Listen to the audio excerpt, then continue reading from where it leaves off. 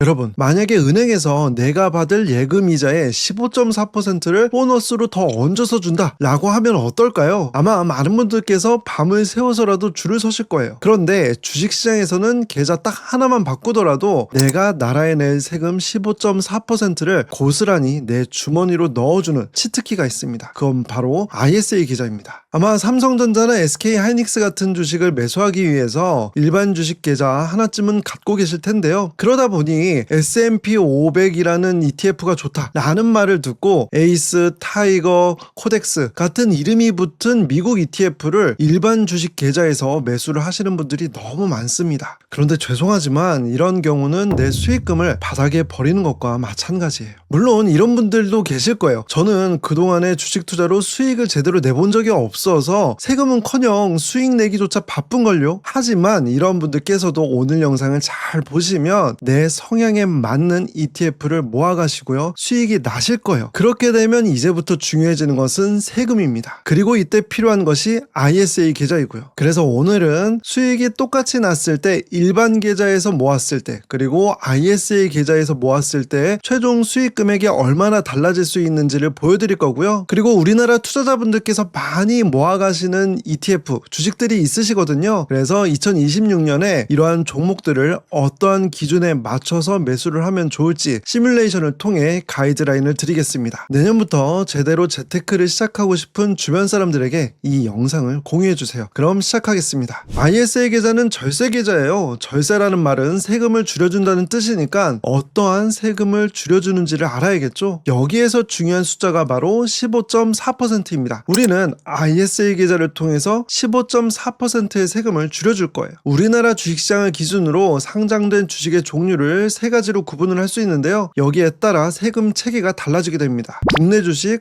국내 ETF, 국내 상장 해외 ETF 크게 세 가지로 구분을 할 수가 있어요. 그런데 국내 상장 해외 ETF는 세법상으로 국내 기타 ETF로 분류가 되거든요. 그런데 우리는 미국 ETF에 투자를 할 것이기 때문에 국내 기타 ETF 대신 국내 상장 해외 ETF로 표기를 하였습니다. 국내 주식은 우리가 너무나도 잘 알고 있는 삼성전자, SK하이닉스 같은 주식을 의미하고요. 국내 ETF는 이러한 삼성전자, SK하이닉스 등 우리나라 주식시장에 상장되어 있는 기업들에 투자를 하기 위한 ETF예요. 그리고 마지막으로 우리가 한 번쯤은 들어봤을 S&P 500 ETF다, 나스닥 100 ETF다 라고 하는 것들은 다 미국 ETF이고요. 우리나라 주식시장에 상장되었기 때문에 국내 상장 해외 ETF라고 보통 표현을 해요. 그 다음 우리한테 중요한 것은 세금인데요. 세금은 우리가 이 투자를 통해서 이익이 발생한 거에 대해서 세금을 내는 것이죠. 그렇다면 주식 투자로 발생할 수 있는 이익은 크게 매매 차익과 배당금으로 나눌 수가 있는데요. 매매 차익은 싸게 사서 비싸게 파는 그 차익을 말하는 것이고요. 배당금은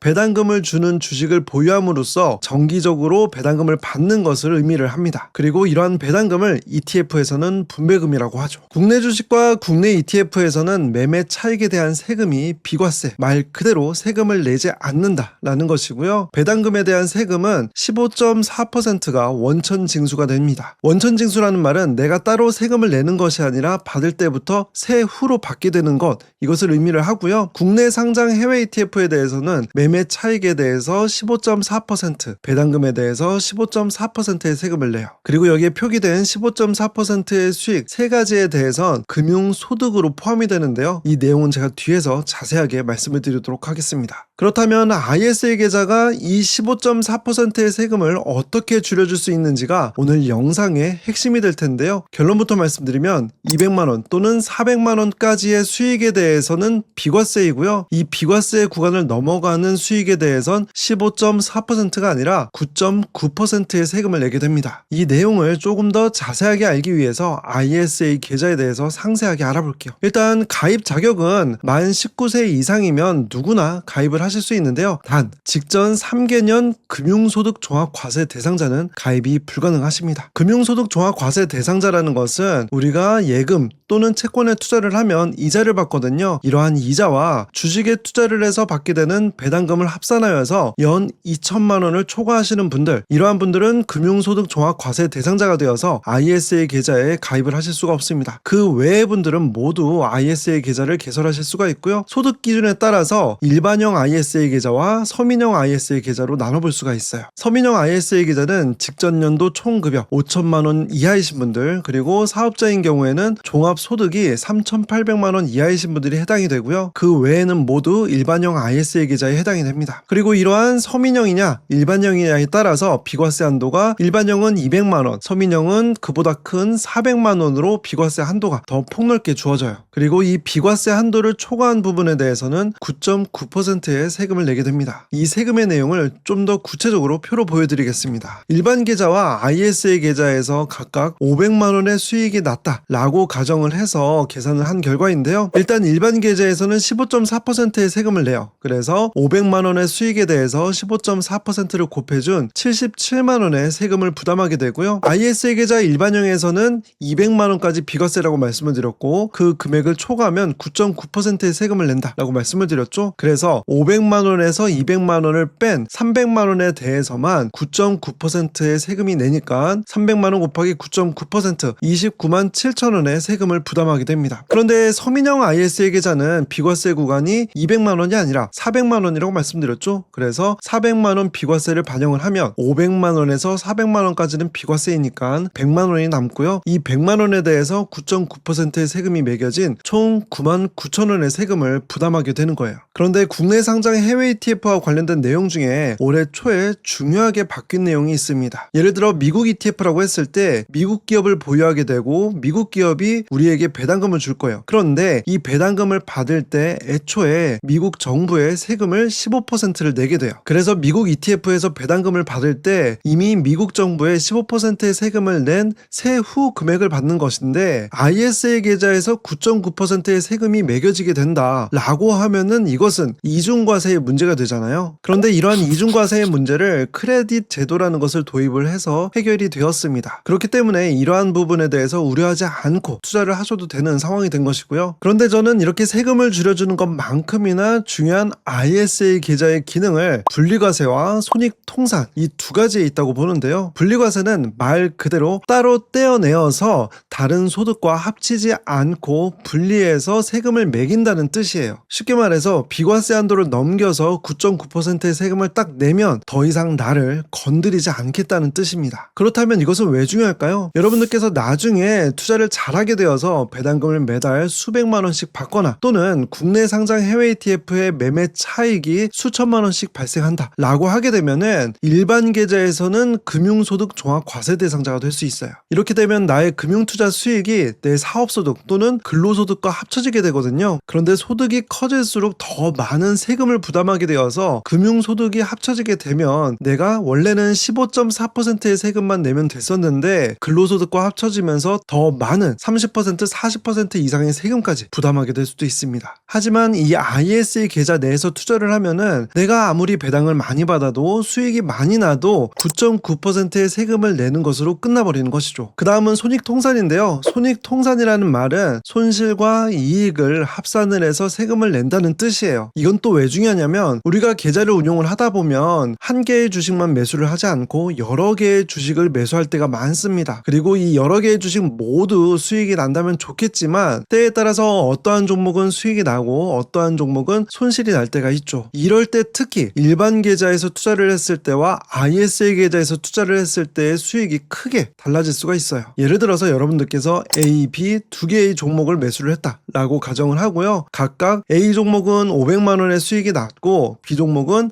마이너스 500만 원으로 손실이 났다라고 가정을 해볼게요. 만약에 일반 계좌에서 매수를 하면 수익이 난 500만 원에 대해서는 15.4% 77만 원의 세금을 내야 해요. 그런데 조금 억울하죠. 왜냐면 나는 A, B 종목 모두 매수를 해서 합산을 했더니 수익이 난 것이 없는데 세금은 부담을 해야 하는 그러한 상황이 되기 때문이고요. 그런데 만약에 ISA 계좌에서 손익통산이 되는 것을 활용하게 되면은 A 종목, B 종목 투자를 한 손익을 합산을 했을 때는 빵원이잖아요. 그렇기 때문에 내가 내야 할 세금은 없게 되는 거예요. 그렇기 때문에 투자를 하면 할수록 분리과세와 손익통산은 ISA 계좌에서 중요한 기능이구나 라는 것을 느낄 수가 있어요. 그런데 이러한 혜택을 받기 위해서는 두 가지 제약 조건이 따르게 되는데요. 하나는 의무 가입 기간입니다. 3년 동안 계좌를 유지를 해야지 이러한 혜택을 받으실 수가 있는 거고요. 그리고 또 다른 하나는 납입 한도가 연간 2천만 원으로 이 ISA 계좌에서 총 1억 원까지 투자를 하실 수가 있어요. 그래서 그래서 일단 이 영상을 보시면 가장 먼저 하셔야 될 것이 ISA 계좌에 가입을 하시는 건데요. 아마 지금쯤 그래 ISA 계좌 좋네. 그런데 나는 아직까지는 투자를 잘 모르기 때문에 투자를 잘 공부를 하고 나중에 ISA 계좌를 만들어야지 라고 생각하시는 분들이 분명 계실 것 같고요. 또 어떤 분들께서는 제가 지금 적금 넣고 있어서 더 투자할 수 있는 금액이 없거든요. 그래서 이 적금 만기가 끝나고 난 다음 그때부터 투자를 해볼게요 라고 하시는 분들도 분명히 계실 거예요. 그런데 투자를 하지 않으시더라도 일단 계좌를 개설하시면 계좌 유지 기간은 먼저 채울 수가 있잖아요. 그리고 연간 2천만 원의 한도가 증액이 된다 라고 하는 것은 기간 단위의 1년이 아니라 해가 바뀌면 2천만 원씩 증액이 되는 거예요. 그래서 연말에 계좌를 만들면 며칠만 지나도 해가 바뀌면서 한도가 2천만 원이 아니라 4천만 원으로 크게 늘어납니다. 그래서 나중에 적금 만기가 되었을 때 목돈이 생기면은 그러면 이 목돈을 ISA 계좌에서 투자를 할 수 있게 되는 것이고요.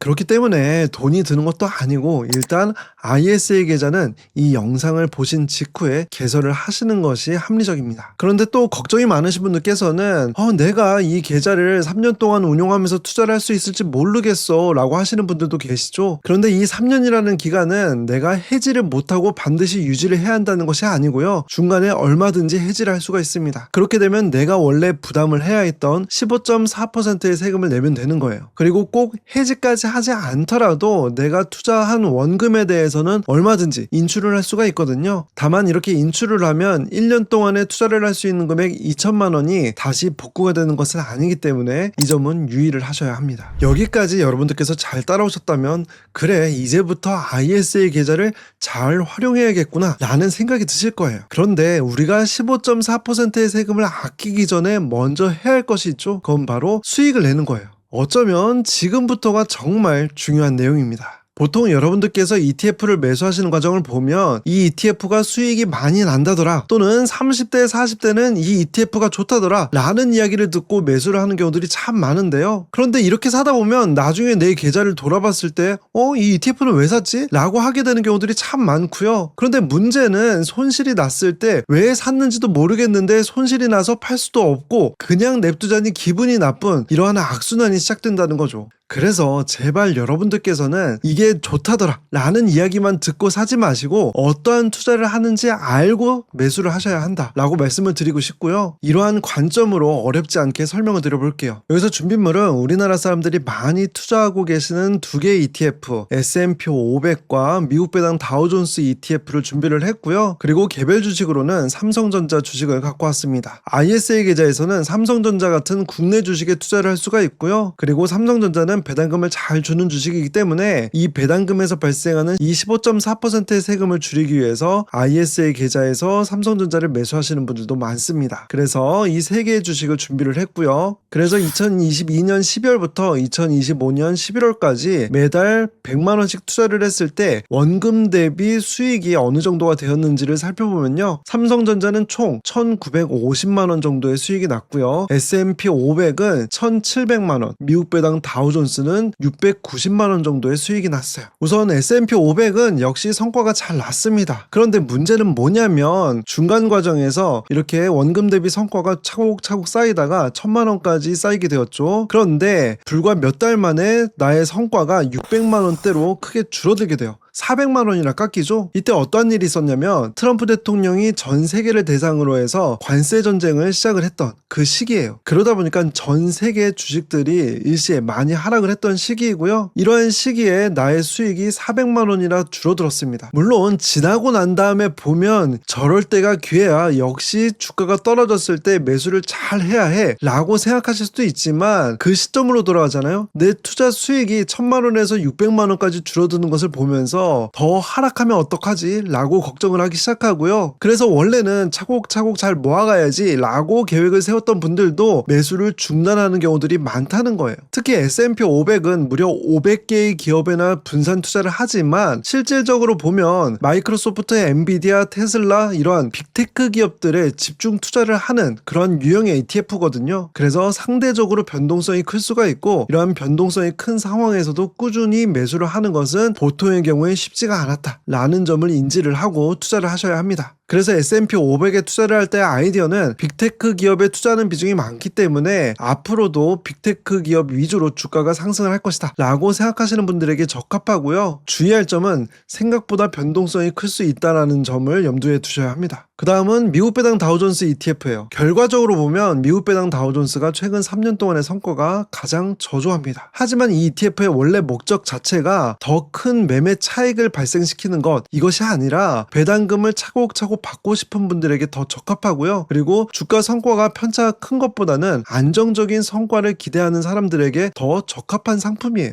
여기 표시한 부분을 보시면 S&P 500 대비해서 하락할 때 덜 하락하고 성과가 대체로 안정적으로 유지가 되는 것을 확인할 수가 있죠. 다만 이 ETF에는 최근 주가가 많이 오르는 AI 또는 기술주에 대한 투자 비중이 상대적으로 작기 때문에 이러한 주식들의 주가가 잘 오르는 그러한 시장 상황에서는 상대적으로 이렇게 주가 성과가 좋지 못할 수 있다는 점, 이 부분을 염두에 두고 투자를 하셔야 해요. 그래서 투자 아이디어는 안정적인 주가 성과와 배당금을 꼽을 수가 있고요. 주의하실 부분은 빅테크 기업 위주의 상승장에서는 소외가 될 수 있다는 점, 이 부분을 참고를 해서 투자를 하셔야 합니다. 마지막으로 살펴볼 종목은 삼성전자인데요. 한때 우리나라 1등 기업이다 라는 논리로 삼성전자를 매수하자라고 이야기를 하시는 분들이 참 많았습니다. 하지만 이 삼성전자는 생각보다 투자 난이도가 매우 높은 종목 중에 하나인데요. 그런데 이건 꼭 개별 주식이라서가 아니라 삼성전자가 하고 있는 사업이 해마다의 성과 편차가 클 가능성이 높고요. 그러다 보니까 주가 성과도 해마다 큰 차이가 있는 거예요. 실제로 3년 동안 이렇게 매수를 하면서 원금 대비 성과가 400만 원까지 이렇게 올라가죠. 그런데 최근에 마이너스 500만 원까지 손실이 나기도 했었습니다. 그러다가 불과 몇 개월 만에 주가가 크게 반등을 하면서 수익이 2,300만 원까지 불어난 것이고요. 그런데 이러한 삼성전자 같은 주식의 경우 2,300만 원의 수익이 날 때까지 기다리는 사람이 별로 많지가 않습니다. 보통의 경우에 마이너스 500의 손실 구간에서 차츰차츰 원금까지 올라오게 되면은 이 원금 대비 한 3%에서 5%의 수익만 나면 그때 팔아버리는 사람들이 많아요.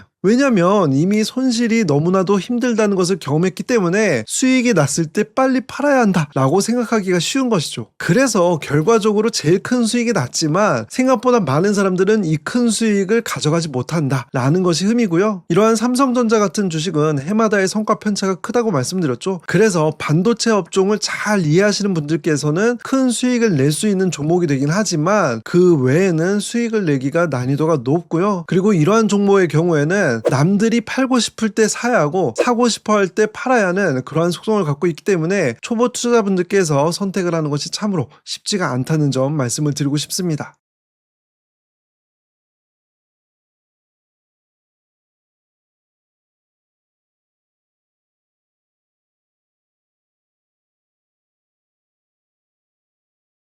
보통 어떠한 물건을 사놓고 나중에 돌아봤을 때 이거 왜 샀지? 하는 물건 있으시지 않으세요? 그리고 보통 이런 물건들은 쓰지도 않고 그냥 버리게 됩니다. 투자도 마찬가지예요. 내가 어떠한 종목을 왜 샀는지를 모르면은 조금만 주가가 흔들리게 되었을 때 금방 손실을 보고 팔아버리고 싶어지게 되죠. 그래서 저는 여러분들께서 투자를 하실 때 어떠한 투자 아이디어를 갖고 어떠한 부분을 유의를 해서 투자를 해야 하는지 그 부분을 말씀을 드렸던 거고요. 사실 이러한 내용이 유튜브 트렌드에는 맞지 않다는 거 잘 알고 있어요. 하지만 결국에는 여러분들께서 스스로 종목을 선정을 하고 왜 투자하는지를 납득을 해야지 성과를 내실 수 있기 때문에 이러한 부분을 중점적으로 설명을 드린 것이고요. 저는 앞으로도 이러한 고민을 여러분들과 함께 나눌 예정입니다. 그래서 스스로 이 질문의 답을 내려보신 다음에 ISA 계좌에서 매수를 하시길 바라겠습니다. 2025년에 미국 주식시장을 돌이켜보면은 참으로 변동성이 큰 해였다 라고 볼 수가 있는데요. 그럼에도 불구하고 미국 주식에 대해서 이렇게 관심을 갖고 계시다면은 여러분들께서는 이미 그것만으로도 상위 1%의 투자자가 아닐까 라고 생각을 해봅니다.